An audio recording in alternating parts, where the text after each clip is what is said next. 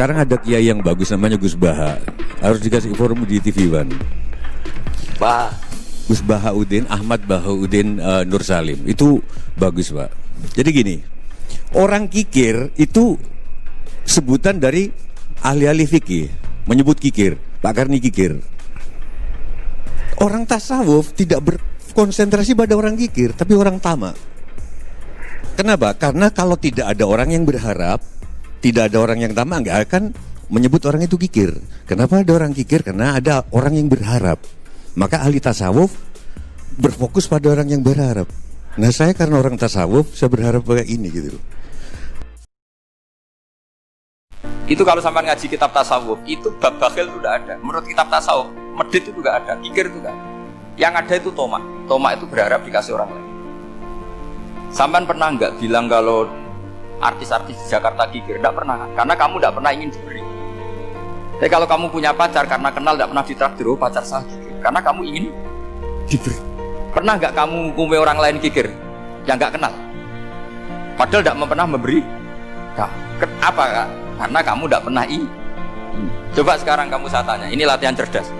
Definisi kikir itu apa tuh? Nggak pernah memberi kamu kan? Artis-artis Jakarta, tokoh-tokoh nasional pernah nggak memberi kamu? Enggak kan? Tapi tidak pernah kamu vonis kikir karena kamu tidak pernah tahu. Tapi pacar kamu kok amin ditraktir terus, atau istri kamu atau mertua kamu kok tidak ngasih warisan, kamu bilang kikir kan? Sebabnya kikir betul apa karena kamu tomak berharap? Tomak. Maka di kitab tasawuf itu nggak ada bab kikir, yang ada bab tomak. Karena asal usul menvonis orang kikir itu karena tamak. Maka jangan banyak kenal orang, nanti banyak hukum kamu kan? Sombong juga gitu, di tasawuf itu nggak ada bab sombong. Karena orang hukumi orang lain sombong itu karena kamu ingin dihormati. Ada orang nggak kenal, terus lewat saja nggak tanya kamu bilang sombong enggak kan? Tapi kalau kenal, oh sombong betul, kenal nggak tanya kan? Jadi tasawuf itu sisi unik dari khazanah Islam. Makanya di tasawuf itu nggak ada kritik terhadap kikir. Ya tentu kikir itu buruk, pasti ya kikir itu buruk. Tapi nggak perlu dikritik. Jangan-jangan yang salah kamu. Mau kenal Pak On di PPAI terus ingin jadi sekretarisnya, terus ingin kenal Pak Jokowi ingin jadi menterinya, nanti kenal rektor ingin jadi pegawai. Ketika gak diturutin bilang Pak Rektor kikir. Tapi orang lain ya kak pernah berharap, mungkin gak menvonis Pak Rektor atau Pak On ini kikir, enggak kan? Berarti vonis kikir itu status orang itu apa gak kesampaian niat kamu? Memang agak jelimet ilmu tasawuf itu, tapi itu unik, itu bagian dari khazanah apa? Makanya Rasulullah itu sering isti'adah minta perlindungan wa min toma'en fi ghairi matma'in. Ya Allah, saya tidak ingin berkeinginan yang tidak layak. Karena semua dunia ini dimulai dari ini. Coba kamu protes negara itu karena apa? Ingin makmur sejahtera tanpa kerja, sehingga nyalakan menteri keuangan, menteri ini. Makanya kalau guyonannya ulama tasawuf begini, tak beri bocoran. Guyonannya orang tasawuf begini guyonannya. Anta lam tajid min nafsika kullama turid fa kaifa turidu min ghairika kullama turid. Kamu yang punya keinginan saja tidak bisa memenuhi apa yang kamu inginkan. Kenapa keinginan itu kamu timpakan ke orang lain untuk memenuhi kamu? Wong kamu yang punya keinginan saja tidak bisa mewujudkan. Kenapa keinginan Anda kamu timpakan, bebankan orang lain untuk memenuhi keinginan Anda? Misalnya kamu, Gus saya ini goblok, tolong pinterkan. Wong kamu yang ini saja tidak bisa. Kok menyuruh saya? Jadi kalau tiap tasawuf itu unik.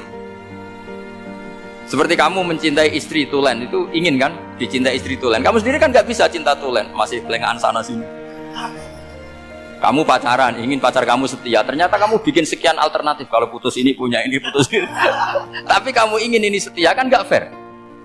Makanya guyonanya orang tasawuf itu anta lam tajid min nafsika kullama turid fa kaifa turidu min ghairika kullama turid. Gampang tuh apalannya, pokoknya ratrit gitu aja gampang. Jadi kamu yang punya keinginan saja tidak bisa memenuhi. Kok orang lain disuruh memenuhi? Jika orang tasawuf itu malu betul. Misalnya saya kok ingin Pak On takdim sama saya itu kurang pegawai. Kalau saya ingin ditakdimi saya menakdimi diri saya sendiri. Makanya berbahagialah orang yang ngilu terus saya ganteng sendiri. Saya kaya sendiri. Menunggu orang lain bilang kamu kaya itu repot. Menunggu orang lain bilang kamu hebat itu, ya sudah bilang aja ya Allah saya hebat, ya Allah saya ganteng, ya Allah saya cantik. Daripada menunggu orang lain bilang apa? Cantik. Jadi ilmu tasawuf itu unik. Jadi kalau fikih itu yang dikritik itu kikir. Kalau tasawuf enggak toma. Karena orang yang kamu vonis kikir itu jangan-jangan tidak kikir tapi mementingkan yang lebih penting. Misalnya ada teman yang tidak pernah nakdir kamu, ternyata punya ibu sakit, uangnya dianggarkan untuk ibunya yang sakit, atau anaknya sekolah, atau keluarganya masih butuh dia, ya, sehingga sama teman dia kikir. Hakikatnya kikir apa mementingkan yang penting? Tapi kamu karena gak pernah ditakdir menvonis kikir. Nah, ini pelajaran. Jadi makanya yang dianteni ilmu tasawuf itu toma, tamak. Jadi kalau dalam bahasa Inggris bukan kikir. Karena vonis kikir itu akan